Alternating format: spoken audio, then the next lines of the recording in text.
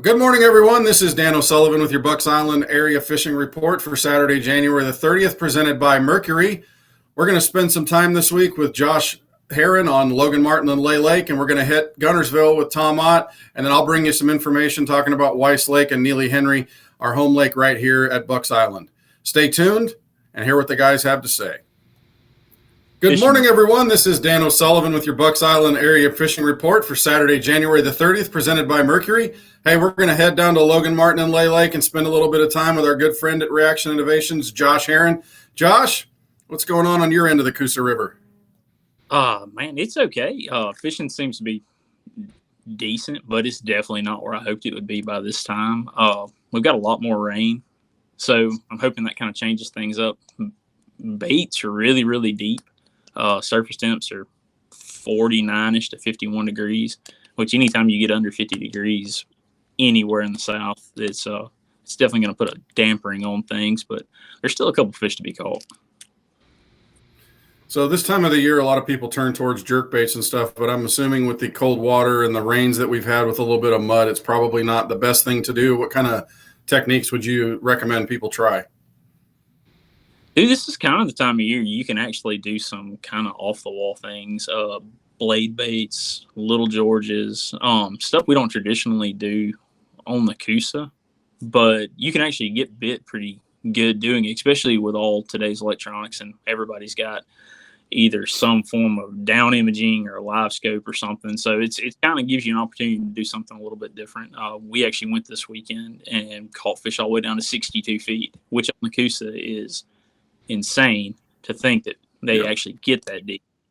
But there was mass amounts of bait in 30 to 40 feet, and there was a bunch of fish hanging underneath them between that 45 to 60 foot range.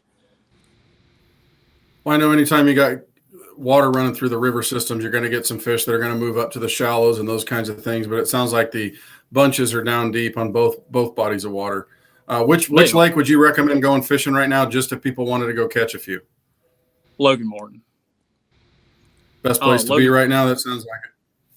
I mean, Logan Martin, they have a higher concentration of that 1 to 3 pound fish, and you can still catch fish shallow, shaky heads. When I say shallow, I'm not talking about in the dirt right now per se, but that whole 8 to 11, 8 to 12 foot range, anywhere you got some natural rock, especially if you can find natural rock that is kind of in relation to current, it seems to be a good idea.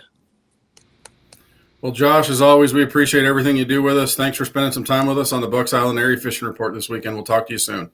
Thanks, man. Hey, good morning, everybody. This is Dan O'Sullivan with the Bucks Island Area Fishing Report for Saturday, January the 30th, presented by Mercury. Hey, we're going to spend some time up on the Big Lake, Tennessee River. Got to go up there and see our buddy Tom Ott. Tom, looks like you might be on the way to the water with your Frog Togs big old puffy vest going on there. You getting out? Well, it's a little cool today, Dano. Yeah, we're headed to the river right now. So, it's kind of like what Josh said. When the water gets cold, the fishing does definitely slow down. But I mean, those fish are really on the move right now. Water temps. Last week, we had some real nice weather. We had a couple of days that got up there, and for us weekend warriors, we can't always pick and choose when we want to get out. But we had some 70-degree air temps, and really kind of drove the water temp up and pushed the fish a little shallow. I imagine that's changing right now. They're just not they're not quite there. But if you get on the right little feeding pattern, you can definitely fill the boat up. I mean, there's a lot of numbers that we're seeing. So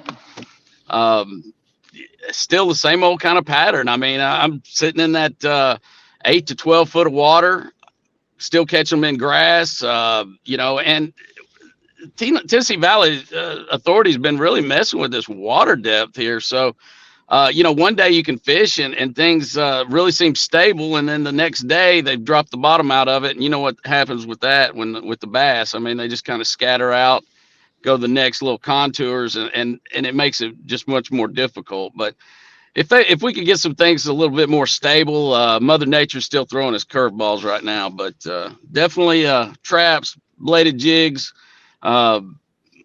jerkbait, we didn't really get the water clarity that I was thinking with the rain last week. So, it's still it's really nice out there, to be honest. Good growths of grass still coming, and I'm sure that's going to change with these water temperatures too. Well, I know one thing is that when the water's falling, the fish are spooky, and that's something you got to keep moving. Look for suspended fish. That's where the jerkbaits come into play, and also yo-yo and a trap or those kinds of things. Tom, as always, man, we appreciate it. You and St. Jennifer have some fun out there, and we will talk to you again next week. We'll definitely do it, Dano. Can't wait to get you up here. We'll see you later. Yeah. I need to get another layer of rain gear. We'll talk to you soon, brother. Talk to you later. Well, good morning, everyone. This is Dan O'Sullivan with your Bucks Island Area Fishing Report for Saturday, January the 30th.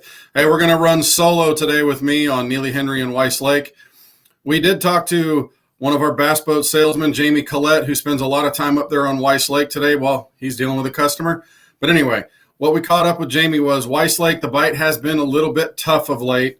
There had been a jerkbait bite for bass in the shallows, kind of a suspending type of a jerkbait bite with the water being clear and cold. But that bite's kind of slowed down a little bit as we've had rains going through the system, dirtied the water up just a little bit. The result of that has been that the fish tend to kind of start to move shallow.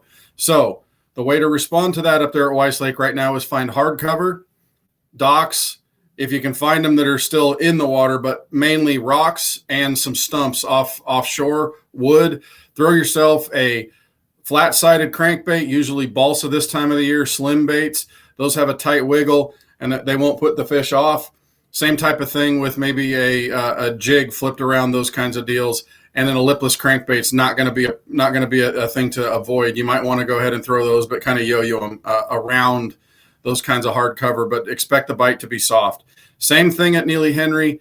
With the current going through the system, you're going to want to kind of look right inside the pockets where there's not a lot of current, because the fish don't necessarily want to fight a lot of current this time of the year, but they still will feed.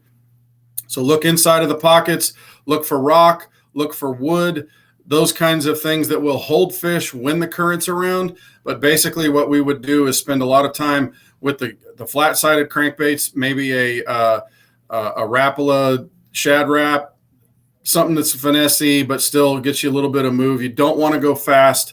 Yo-yoing lipless crankbaits. You can also flip a jig, something with a big profile that moves a little bit of water when the water's dirtier, and then you might be able to find yourself a fish or two. But the bite is going to be slow. You want to slow down. You want to be methodical. You may have to make multiple presentations, but look inside of the pockets, inside of the mouths of those creeks, those kinds of deals where you do not have a ton of current there, but current still will drive the bite. Bait fish will swirl inside of those bays and things, and that's when the bass are going to pick them off. But expect to slow down, expect to make multiple presentations to the same area, maybe even the same exact cast sometimes to trigger a bite or two, but you still might be able to catch a few good ones. Well, that's been your Bucks Island Area Fishing Report for Neely Henry and Weiss Lake. I'm Dan O'Sullivan. This has been presented by Mercury. Thanks for spending some time with us, and we will talk to you again next week. Well, that'll do it for our January 30th Bucks Island Area Fishing Report presented by Mercury. Thanks to the guys for giving us the information and helping you guys catch a few more fish. Hey, don't forget, like and subscribe all our social media channels, YouTube, Facebook, Instagram, wherever you find us on the internet. That way, when you like and you subscribe, you can get notified whenever these things go live. But thanks for spending some time with us this week, and we will talk to you again next week. We hope you catch a few more fish. Don't forget, anything you need for fishing the Coosa River, you can find it right here in our The Loft Tackle Store.